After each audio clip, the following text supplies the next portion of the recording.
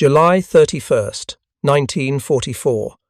Western approaches, 40 miles west of the Scilly Isles. Kapitänleutnant Hans Fiedler stood in the conning tower of U-333, scanning empty horizons through salt-crusted binoculars. His boat had been at sea for 8 days, departing La Pallice on July 23rd for what he knew would be a desperate mission into waters now dominated by Allied air and surface forces. This was Fiedler's first patrol as commander, having assumed control just 11 days earlier when the legendary Peter Erich Kramer left to commission one of Germany's new Type 21 electroboats. The irony was not lost on the 45 men aboard. They sailed in an obsolete Type 7C boat, hunting enemies who possessed technology that made submarines visible beneath waves that should have hidden them. At precisely 1400 hours, the Type 147 sonar aboard HMS Loch Killin, a newly commissioned frigate of the 2nd Escort Group, painted a perfect acoustic picture of U-333 running submerged at 150 metres. The British operator, a 23-year-old from Cornwall who had trained for 8 months on the latest detection equipment, studied his cathode ray display with professional detachment. The contact was solid. Range, bearing, depth, all precisely calculated by equipment that had entered service just months earlier. What happened next, in the span of 90 seconds, would mark the beginning of the end for an entire class of German submarines. The frigate's captain, Lieutenant Commander S. Darling, gave the order that would unleash a weapon system German naval intelligence had heard rumours about but never fully understood. 3 massive mortar barrels, each 12 inches in diameter, elevated to their firing position. A mechanical calculator, fed continuous data from the sonar set, computed the submarine's exact position and set clockwork fuses automatically. At 275 yards range, the mortars fired in perfect sequence. The 3 projectiles, each weighing 390 pounds with a 207-pound Minnel warhead, arced through salt air and plunged into the Atlantic. They formed a triangular pattern 40 yards on each side, bracketing U-333's position with geometric precision. The fuses, set to detonate 25 feet above the submarine's hull, triggered simultaneously. The pressure wave that followed did not need to strike the boat directly. Physics and engineering had conspired to create something far more devastating than a conventional depth charge. The 3 explosions generated converging shock fronts that met at a mathematical point occupied by U-333's pressure hull. The steel cylinder, designed to withstand external pressure at depth, had no defense against the crushing force of synchronized detonations calculated to exploit every weakness in its structure. In the boat's control room, Kapitänleutnant Fiedler had perhaps 2 seconds to understand what was happening. The pressure hull ruptured amidships. Seawater, under tremendous pressure at 150 meters depth, exploded into every compartment simultaneously. There was no time for emergency procedures, no possibility of reaching escape equipment, no chance to send a final radio message. 45 men died in less than 10 seconds. The pressure wave crushed lungs and ruptured organs before drowning could claim them. U-333, which had survived 12 combat patrols spanning 3 years, which had sunk 7 merchant ships and damaged a corvette, which had escaped the legendary Captain Walker's relentless pursuit just months earlier, ceased to exist as a functional submarine. The hull, broken into 3 major sections, began its final descent to the seabed 4,000 meters below. Aboard HMS Loch Killin, confirmation of the kill came not from explosions, but from silence. The sonar contact simply vanished. No evasive maneuvers, no attempts to dive deeper, no, a release of decoy bubbles. The submarine had been there, and now it was not. Lieutenant Commander Darling ordered the sloop HMS Starling, which had been coordinating the hunt, to search for debris and survivors.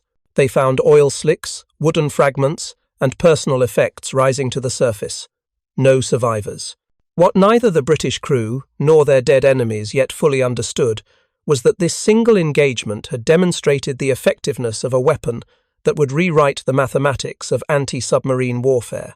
The device they called Squid, rushed into service just 14 months earlier, while still technically in prototype phase, had achieved in one attack what conventional depth charges required dozens of attempts to accomplish. If you're enjoying this deep dive into the story, hit the subscribe button and let us know in the comments from where in the world you are watching from today. The weapon that killed U-333 represented the culmination of 3 years of desperate innovation by British scientists and engineers who understood that the Battle of the Atlantic would be won or lost, not through courage or numbers alone, but through technological superiority in the electromagnetic and acoustic domains. By mid-1944, when HMS Loch Killin scored her first kill, the Royal Navy had already deployed 70 frigates and corvettes equipped with Squid systems. Yet German submarine commanders, even those with years of combat experience, remained largely ignorant of what this new weapon could achieve. The journey to that moment off the Scilly Isles began not with weapons development, but with a crisis in anti-submarine doctrine. Throughout 1942 and into early 1943, Allied escort vessels had hunted U-boats using depth charges, cylindrical canisters filled with explosives that detonated at preset depths. The system had fundamental weaknesses that German commanders learned to exploit. An escort attacking with conventional depth charges had to pass directly over a submerged submarine, dropping the charges from stern racks and side throwers. This required the attacking ship to lose sonar contact at the critical moment before weapons release, as the dead zone beneath the ship's hull extended at least 200 yards in all directions. In that blind interval, typically lasting 30 to 60 seconds, a skilled U-boat commander could alter course and depth, often escaping the pattern of explosions that followed. Even when depth charges detonated close to their target, the cushion of water between explosion and submarine absorbed much of the shockwave.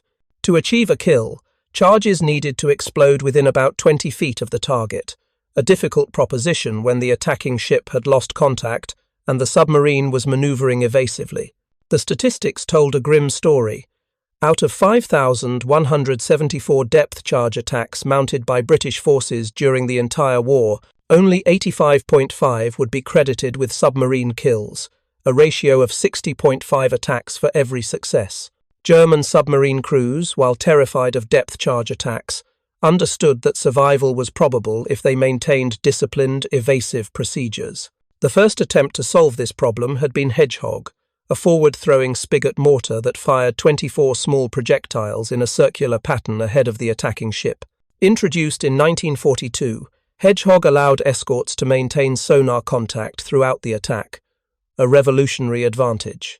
The small charges, each weighing 65 pounds with a 35-pound explosive head, used contact fuses that detonated only on striking a submarine's hull. This eliminated the acoustic interference and water turbulence caused by depth charge explosions, allowing escorts to immediately assess results and mount follow-up attacks if necessary. Hedgehog achieved a much improved ratio of 5.7 attacks per kill, based on 268 attacks yielding 47 confirmed sinkings. But Hedgehog had limitations that frustrated escort commanders. The small warheads, while adequate to hole a pressure hull on direct contact, lacked the power to crush submarines through near-miss shock effects. A submarine could survive dozens of Hedgehog attacks if the small charges failed to score direct hits, and the circular pattern, while covering a wide area, left gaps where submarines could escape damage. Most critically, Hedgehog projectiles followed ballistic trajectories that could not be adjusted during flight. The weapon aimed at where the submarine was when projectiles were fired, not where it would be when they arrived.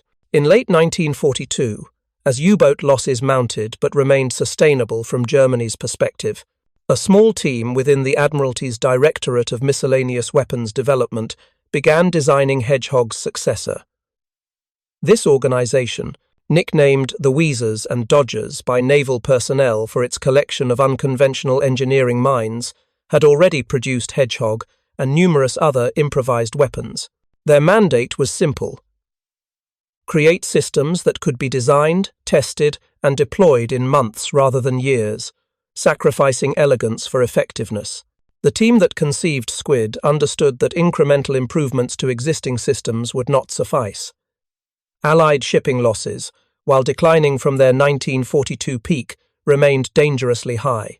U-boat production continued at approximately 20 boats per month, replacing losses and slowly expanding the operational force. If the technological balance did not shift dramatically in favor of the escorts, the Battle of the Atlantic might continue indefinitely, bleeding both sides, while preventing the massive buildup of forces needed for the eventual liberation of Europe. The design specification for what became Squid demanded capabilities that seemed contradictory. The weapon needed to throw charges heavy enough to kill submarines through shock effect rather than requiring direct hits. It needed to attack while the escort maintained continuous sonar contact, allowing targeting corrections until the moment of weapons release. It needed to compensate automatically for submarine depth and movement, placing charges precisely where sonar data indicated the target would be at detonation. And it needed to be simple enough for rapid production and reliable enough to function in the harsh environment of North Atlantic combat. The solution combined existing technologies in a novel arrangement. 3 large mortars, each 12 inches in diameter, would fire full-sized depth charges, not the small projectiles used by Hedgehog. The 3-tube configuration allowed triangular patterns that could bracket a submarine, regardless of its evasive maneuvers within the pattern area. Unlike Hedgehog's contact fuses, Squid charges would use clockwork time fuses set automatically by a mechanical computer linked directly to the ship's sonar system. This arrangement meant charges could be set to explode at precise depths continuously updated until the moment of firing, and the 3 charges would detonate simultaneously at slightly different depths, creating converging pressure waves designed to crush submarine hulls. The engineering challenges were formidable. The mortars needed to be robust enough to handle 390-pound projectiles, fired at angles and elevations that varied with each attack.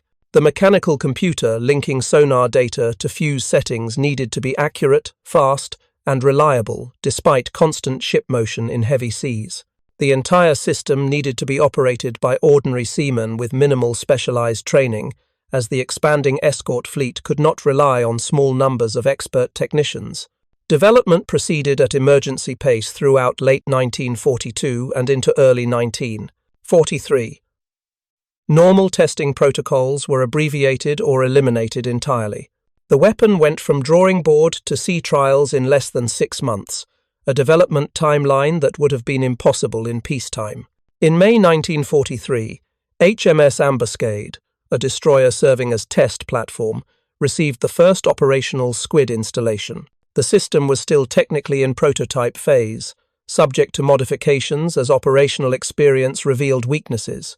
But the Admiralty, watching U-boat depredations reach their climax during the spring convoy battles, decided that an imperfect weapon deployed immediately was preferable to a perfected weapon arriving too late to matter. Production models began rolling off British assembly lines in summer 1943. Installation aboard escorts proceeded as quickly as ships could be brought into port for the necessary modifications.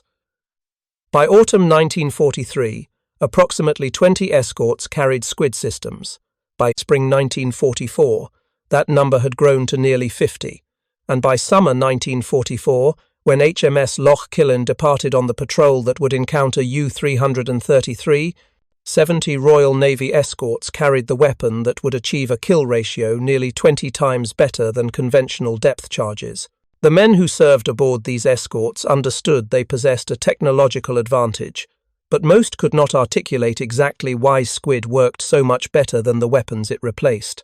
The British Admiralty, paranoid about security after the Rotterdam cavity magnetron incident in early 1943, had imposed strict information controls.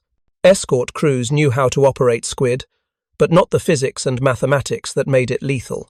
German naval intelligence, monitoring Allied radio traffic and interrogating prisoners from captured escorts, knew the Allies had deployed some kind of new forward-throwing weapon, but they lacked details about its capabilities, or deployment numbers. U-boat commanders received vague warnings that enemy escorts might possess improved anti-submarine weapons, but no specific tactical guidance emerged because German analysts did not fully understand what they faced.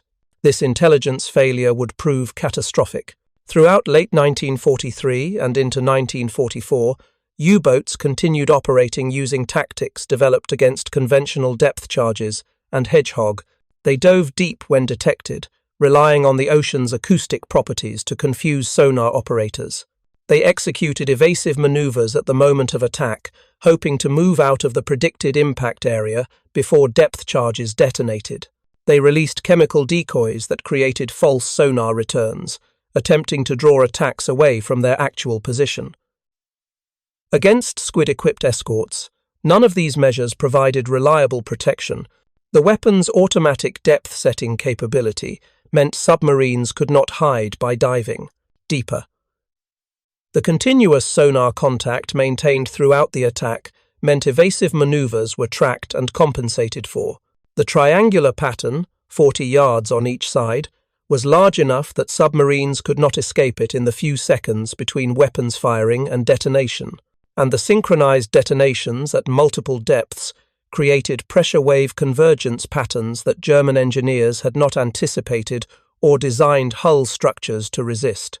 U-boat commanders who survived encounters with Squid-equipped escorts returned to port with harrowing accounts of attacks that seemed impossible, according to their understanding of anti-submarine warfare. Depth charges that appeared to know exactly where they were, regardless of evasive action. Explosions that crushed hulls from pressure alone, without scoring direct hits. Attacks that came in rapid succession, each more precisely targeted than the last, as if the enemy above could see through the water itself. These reports filtered through the BDIenst, Germany's naval intelligence organization, to the U-boat command headquarters, and eventually to engineering specialists tasked with developing countermeasures.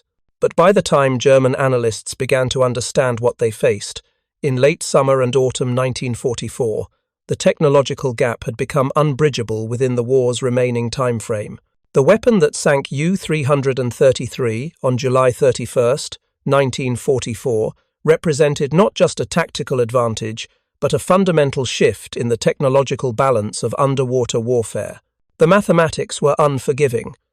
Squid achieved kills in approximately 1 out of every 3 attacks, a success ratio that would have seemed impossible to naval planners in 1942.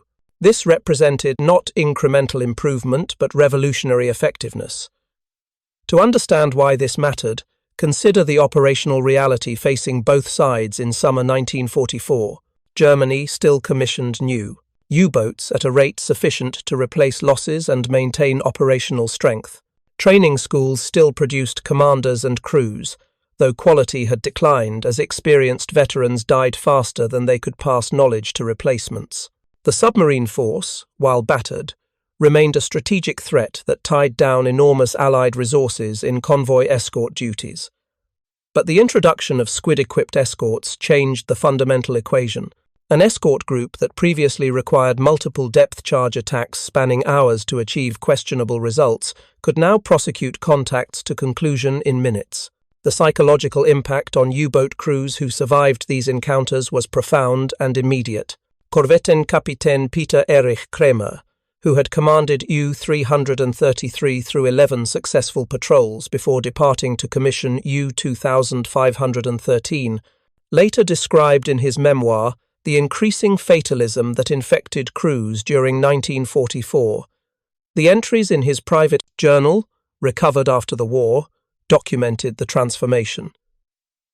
In early 1944, his crew still believed skill and experience provided reasonable survival odds. By June 1944, after watching convoy battles that destroyed multiple boats from his wolf pack while achieving minimal sinkings, Kremer wrote of men who went to sea knowing they would not return. The patrol on which U-333 departed July 23, 1944, under Hans Fiedler's command, had been cursed from the beginning. Intelligence reports indicated Allied air coverage of the Bay of Biscay had intensified following the Normandy landings. Escorts equipped with advanced radar and sonar systems patrolled every likely U-boat transit route. The boat's crew, reduced to 45 men from the normal complement of 50 due to personnel shortages, included 17 sailors on their first operational patrol. They had trained in the Baltic on boats that still possessed some defensive Advantage. They deployed into an Atlantic where every advantage had shifted to the enemy. U-333's final moments, those 90 seconds between detection and destruction, were repeated dozens of times throughout summer and autumn 1944 as Squid-equipped escorts deployed across the Atlantic and into the English Channel. Each sinking followed a similar pattern that became almost mechanical in its precision. Sonar contact established at ranges of 2,000 to 3,000 yards. Target tracked continuously as the escort closed, sonar operators feeding data to the Squid control system. Mortars elevated and trained, mechanical computers calculating depth, range, and trajectory. Weapons fired while the submarine remained clearly visible on sonar displays. 3 charges creating their triangular pattern, converging pressure waves, and then silence where a submarine had been. The second confirmed Squid kill came on August 6, 1944, just 6 days after. U-333's destruction. HMS Loch Killin again, hunting in the Bay of Biscay west of St. Nazaire, detected U-736 running submerged in an attempt to reach the relative safety of open ocean. U-736, a Type 7C boat commissioned in March 1943, had completed 4 previous patrols with moderate success, sinking 3 merchant ships. Her commander, Oberleutnant Zur C. Reinhard Reisch, was 26 years old, with 18 months of combat experience. He understood the dangers of Bay of Biscay transit and had carefully planned his route to avoid known patrol areas. It made no difference. The Type 147 sonar aboard Loch Killin detected U-736 at extreme range in conditions where older sonar sets would have struggled to maintain contact. The frigate closed methodically, Reisch attempting evasive maneuvers that the sonar operator tracked effortlessly. At 1400 hours, Loch Killin's Squid mortars spoke again. The pattern bracketed U-736 at 210 meters depth. 47 men died in the pressure wave convergence. 19 survivors, blown clear when the hull ruptured, reached the surface and were rescued by British escorts. Their interrogations, conducted at the Royal Navy's prisoner of war facility, provided Allied intelligence with the first direct accounts from U-boat crew members who had experienced Squid attacks. The prisoners described explosions of unprecedented precision and power. They spoke of attacks that seemed to predict evasive maneuvers, of depth charges that found them regardless of how deep they dove. They confirmed what British analysts had suspected, that German submarine doctrine had not adapted to counter the new weapon because crews did not understand what made it so effective. If you find this story engaging, please take a moment to subscribe and enable notifications. It helps us continue producing in-depth content like this. August 11th. 1944 brought the 3rd Squid kill when HMS Loch Killin, in what was becoming a deadly pattern, detected U-385 operating southwest of Land's End. U-385, another Type 7C, had departed Bergen, Norway, on July 27th with orders to attack convoy traffic in the western approaches. The boat carried a crew of 43, slightly under strength due to the same personnel shortages afflicting the entire U-boat force. Her commander, Kapitänleutnant Hans-Guido Valentina, age 31, was an experienced officer who had previously commanded U-163 before that boat was sunk in March 1943. Valentina had survived that sinking and returned to command, one of the few U-boat officers to receive a second chance after losing a boat. The hunt for U-385 demonstrated the coordination between air and surface forces that had become standard Allied procedure by mid-1944. A Sunderland flying boat from No. 641 Squadron RAF, patrolling the western approaches on routine anti-submarine sweep, detected a radar contact at dawn on August 11th. The aircraft attacked with depth charges, forcing the submarine deep but not achieving a kill. The Sunderland maintained contact and radioed for surface support. HMS Loch Killin, operating nearby as part of the 17th Escort Group, raced to the area and established sonar contact within 40 minutes. What followed was a 7-hour hunt that showcased both the persistence of escort tactics and the futility of U-boat evasion attempts. Valentina took U-385 to maximum depth, 300 meters, well beyond the boat's designed crush depth of 220 meters. The hull groaned and popped under pressure. Leaks appeared in pipe joints. Men stood rigid at their stations, knowing the slightest noise might give away their position. But the Type 147 sonar held contact even at extreme depth and range. British escorts had learned to track submarines in 3 dimensions, maintaining acoustic contact through temperature, layers and depth changes that would have broken older sonar locks. At intervals, Loch Killin would close and fire squid patterns, forcing the submarine to maneuver and consume precious battery power. Each attack came closer. Each pattern demonstrated the impossibility of escape. By early afternoon, U-385's batteries were nearly exhausted. Air quality had deteriorated to dangerous levels. Carbon dioxide buildup caused men to gasp and struggle for each breath. Valentina faced the choice every U-boat commander dreaded: surface and fight, almost certainly dying under the escort's guns, or remain submerged until the boat became a coffin. He chose to surface. U-385 broached at 1500 hours, her conning tower breaking the surface as compressed air drove her ballast tanks. The crew began pouring out of hatches, desperate for fresh air and hoping to man deck guns before British fire destroyed them. They never had the chance. Loch Killin, maintaining perfect fire discipline, waited until the submarine was fully surfaced and her crew exposed before opening fire with her 4-inch main gun and 20mm anti-aircraft weapons. The first salvos tore through the conning tower and raked the deck. Men fell wounded or dead before they could reach their battle stations. Valentina, standing in the bridge attempting to direct defensive fire, was killed in the initial barrage.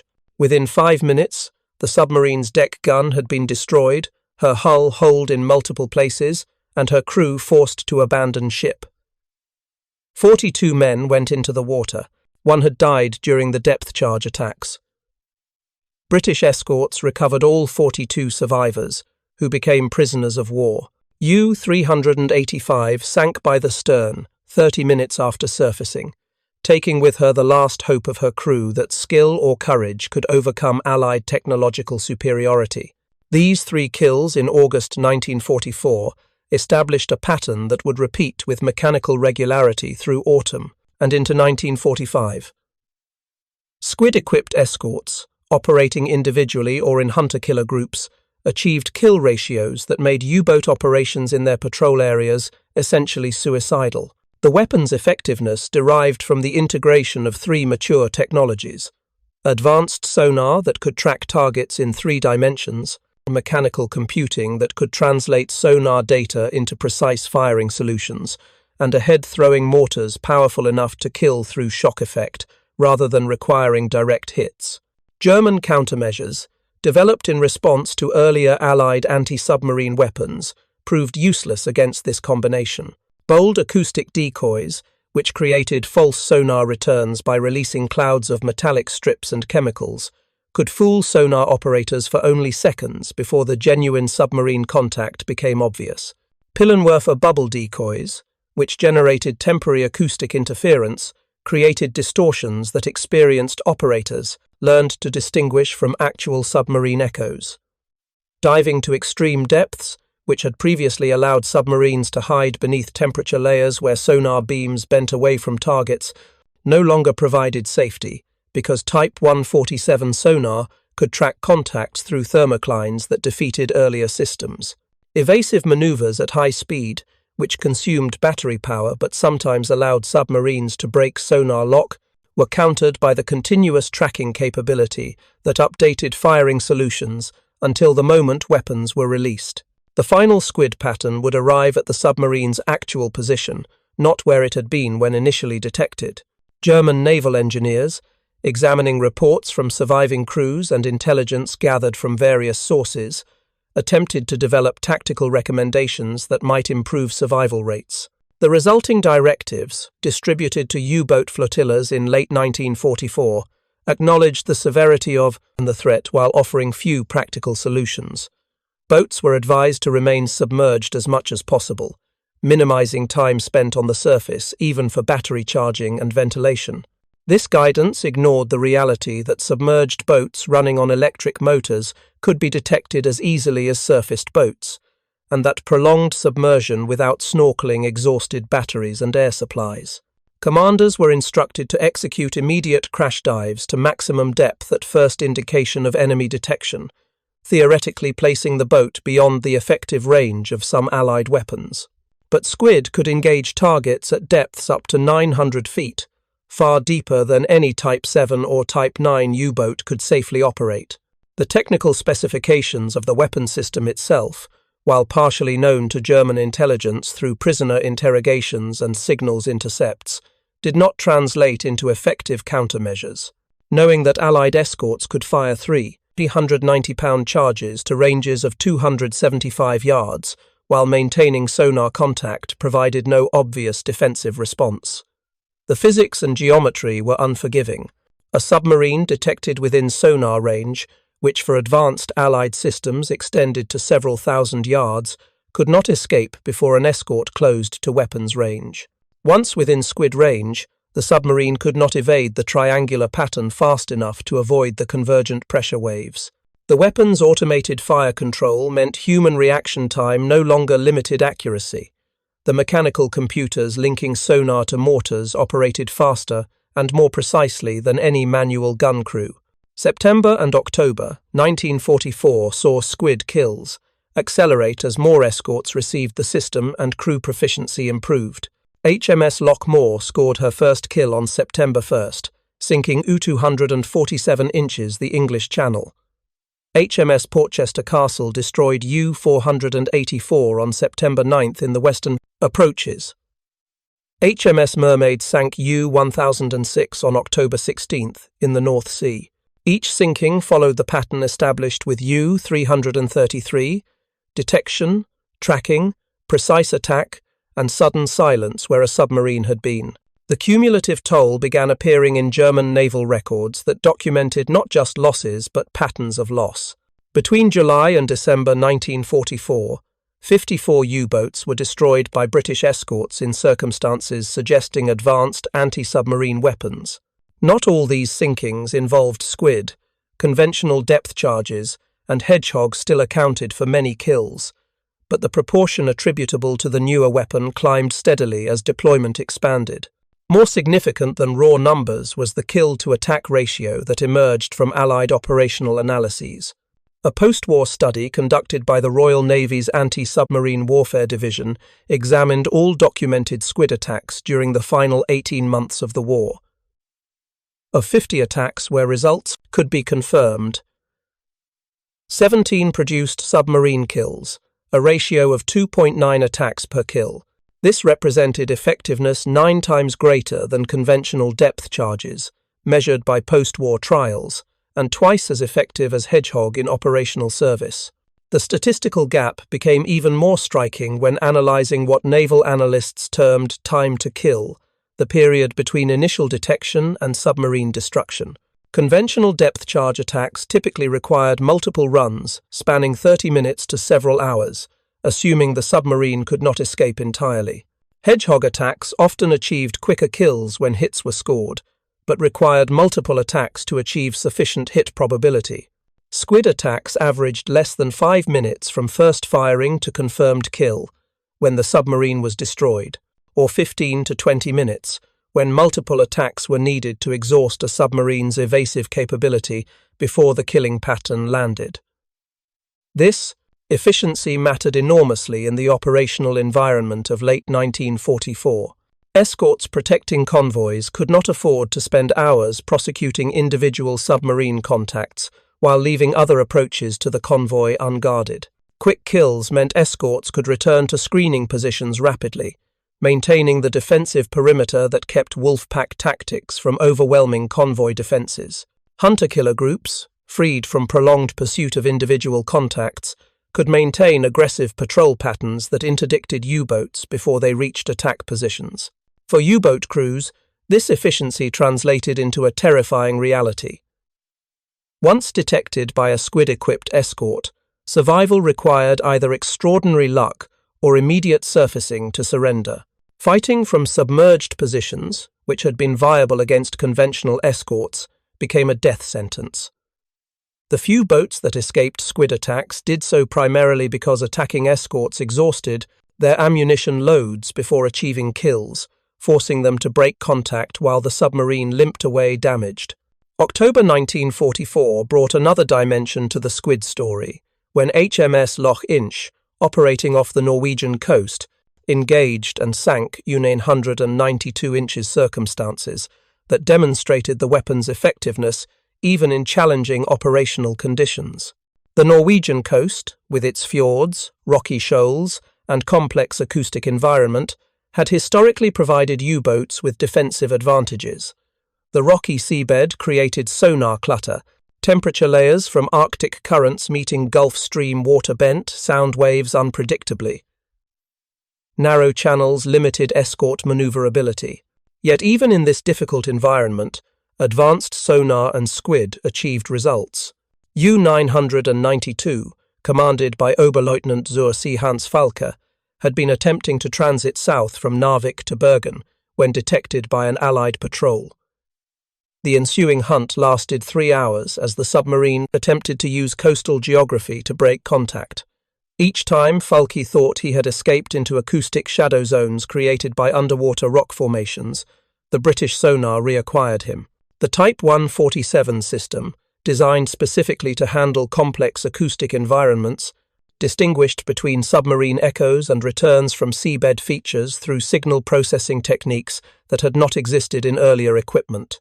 When Loch Killin finally achieved a clear firing solution, the Squid attack was textbook perfect. 3 charges, triangular pattern, simultaneous detonation at 220 meters depth. The convergent pressure waves crushed U-992's hull amidships. 49 men died. 3 survivors, blown clear through a ruptured hatch, were recovered by Norwegian resistance members who witnessed the attack from shore positions. Their account, radioed to Allied intelligence, confirmed that even in coastal waters offering maximum defensive advantage, Squid-equipped escorts maintained lethal effectiveness. The psychological impact on surviving U-boat commanders manifested in patrol reports filed throughout late 1944. The language shifted from confident accounts of tactical successes to defensive descriptions of evasion and survival. Commanders wrote of being hunted by escorts that seemed to possess supernatural detection capabilities. They described attacks of impossible precision. They acknowledged that modern Allied anti-submarine forces had achieved technological dominance that nullified traditional submarine tactics. Admiral Karl Dönitz, who had led the U-boat force since 1936 and now served as head of the German Navy while still maintaining direct oversight of submarine operations, read these reports with growing recognition that the campaign he had championed faced terminal decline. His daily war diary, portions of which survived and were entered into evidence at the Nuremberg trials, documented the mathematical certainty of defeat. In September 1944, he wrote that U-boat losses exceeded new construction for the first time since 1941. In October, he noted that experienced commanders were dying faster than training schools could produce competent replacements. In November, he acknowledged that technological inferiority had become so pronounced that no tactical innovation could compensate. The impact of Squid, while significant, formed only part of a larger pattern of Allied technological superiority. Centimetric radar detected surfaced submarines from ranges where U-boats' own radar warning receivers remained silent. Acoustic homing torpedoes forced submarines to adopt time-consuming and battery-draining evasion patterns.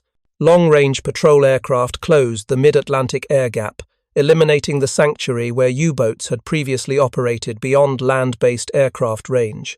Escort carriers provided air cover for convoys, creating overlapping search patterns that made surface operations suicidal.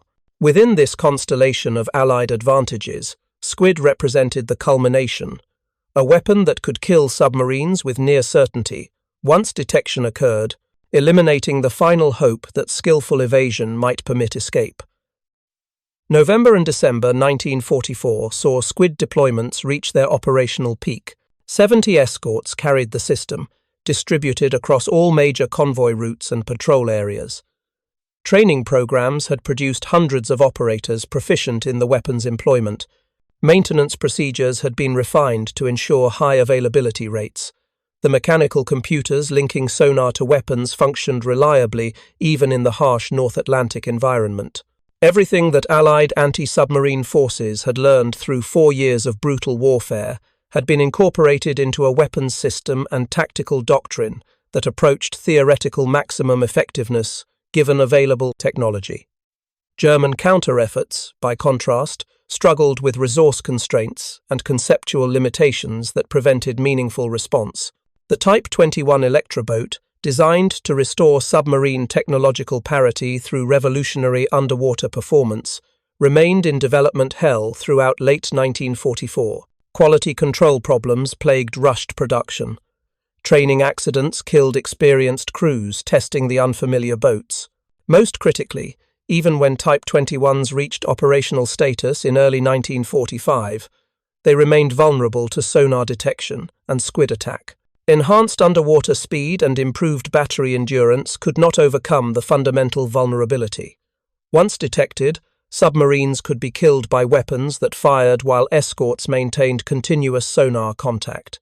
Acoustic torpedoes designed to home on escort propeller noise provided U-boats with offensive capability against their hunters. But these weapons arrived too late and in insufficient numbers to shift the tactical balance. Improved radar warning receivers that could detect centimetric Allied radar frequencies gave submarines seconds of warning rather than minutes, inadequate time for effective evasion. Snorkel devices that allowed diesel operation while submerged reduced the need for surface running but created distinctive wake patterns that trained eyes could spot from aircraft. Every German innovation addressed yesterday's threats, while Allied forces deployed new capabilities that rendered the innovations obsolete before widespread deployment. By January 1945, as the war entered its final months, the effectiveness of Squid-equipped escorts had become so pronounced that German Naval Command fundamentally reconsidered U-boat employment. Dönitz, in conferences with naval staff, acknowledged that offensive operations against Atlantic convoys had become strategically futile.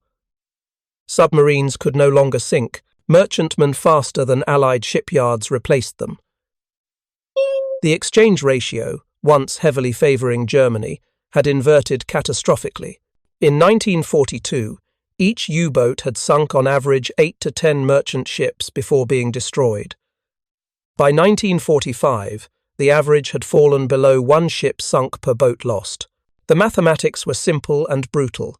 Germany was losing the tonnage war while simultaneously losing the submarine war, achieving neither strategic objective that had justified the campaign. The final Squid kills of the war came in April and early May 1945, as Germany's military collapse accelerated and surviving U-boats received orders to cease operations and proceed to designated Allied ports for surrender. HMS Loch scored her final kill on April 9th, sinking 1,065 inches the North Sea. HMS Loch Killin destroyed U-2359 on April 26 in Norwegian waters. HMS Redmill achieved what may have been the final Squid kill of the war on May 2nd, sinking U-2533 inches the western Baltic as Soviet forces closed on German positions from the east. The weapon that had entered service in May 1943 as a prototype rushed into operational deployment had, by war's end, fundamentally altered the dynamics of anti-submarine warfare. Its impact extended beyond the 17 confirmed kills officially credited to the system. The mere presence of Squid-equipped escorts forced changes in U-boat tactics that reduced operational effectiveness even when the weapon was not directly employed. Submarines spent more time submerged, reducing battery life and limiting time available for attacks. Commanders avoided areas known to have Squid-equipped patrols, restricting operational freedom. Crews suffered increased psychological stress from knowledge that detection likely meant death, degrading performance, and decision-making. Most significantly, Squid demonstrated that integration of advanced sensors with automated weapons systems could achieve results impossible through human operators alone. The mechanical computers linking sonar to mortars operated with speed and precision, exceeding manual calculations. The ahead-throwing configuration allowed attack while maintaining sensor contact. The synchronized detonation patterns exploited hydrodynamic physics to create crush effects beyond simple explosive force. These principles, validated by wartime experience, would shape post-war anti-submarine weapon development for decades. But in spring 1945, as the war in Europe ground toward conclusion, the immediate significance was simple. Allied escorts had achieved technological dominance in underwater warfare that German forces could not counter within available timeframes. The submarine force that had nearly severed Britain's Atlantic lifeline in 1942 had been reduced to strategic irrelevance by combination of superior technology, overwhelming industrial production, and operational doctrine that exploited every Allied advantage. For the men who had served in U-boats and survived, the memory of Squid attacks joined acoustic torpedoes, centimetric radar, and pervasive air coverage in the catalogue of Allied technologies that had transformed them from confident hunters into desperate prey. The post-war accounting revealed the full scope of what Squid had accomplished. Of the 17 confirmed submarine kills, officially credited to the weapon system, 16 were German U-boats, and 1 was a Japanese submarine operating in European waters. These 17 kills came from 50 documented attacks, where results could be definitively confirmed, producing the 2.9-to-1 ratio that represented revolutionary effectiveness by anti-submarine warfare standards. But the raw numbers, while impressive, understated the weapon's broader impact on submarine operations and naval warfare doctrine. The true measure of Squid's effectiveness lay not just in boats destroyed, but in missions aborted, patrol areas abandoned, and tactical options eliminated from German consideration. By late 1944, U-boat commanders operated under standing orders that acknowledged Allied escort superiority. When detected by surface forces, boats were instructed to immediately dive to maximum safe depth and remain silent, attempting to evade rather than close for attacks. This defensive posture, mandated by recognition that fighting was futile, meant submarines accomplished nothing even when they survived encounters. The legacy of Squid extended far beyond its immediate wartime service. The weapon's principles, automated fire control linked to advanced sensors, a head-throwing capability that maintained contact during attack, and weapons powerful enough to kill through shock effect alone, became foundational doctrine for anti-submarine warfare that persists to this day. Post-war development of American ASROC missiles, Soviet anti-submarine rockets, and modern torpedo systems all traced their conceptual ancestry to lessons validated by Squid's operational success. The British Royal Navy continued using Squid until 1977, when HMS Salisbury fired the final operational rounds during training exercises, marking the end of an era in naval warfare. For the 30,000 German submariners who died during the war, including the crews of those 17 boats destroyed by Squid, their sacrifice demonstrated that courage and skill could not overcome fundamental technological disadvantage. They fought with extraordinary bravery against weapons that rendered traditional submarine tactics obsolete, dying in steel coffins crushed by pressure waves generated by a weapon most never understood and none could effectively counter. The memorials at Multenoort near Kiel list their names without distinguishing how each man died, whether by Squid, conventional depth charges, or any other weapon. Death was death, regardless of the technology that delivered it. But for historians analysing how the Battle of the Atlantic was won, Squid represented a culmination of scientific and engineering effort that transformed anti-submarine warfare from uncertain art to near-certain science. The weapon that sank U-333 on that July morning in 1944 embodied the principle that would dominate modern warfare: technological superiority, properly integrated and operationally employed, determines outcomes more decisively than individual courage or tactical skill. The 17 submarines destroyed by Squid were not the last targets killed by automated fire control systems. merely early examples of a trend that continues accelerating into the present day, where sensors, computers, and weapons combine to create lethality that exceeds human limitation. Thank you for watching. For more detailed historical breakdowns, check out the other videos on your screen now, and don't forget to subscribe.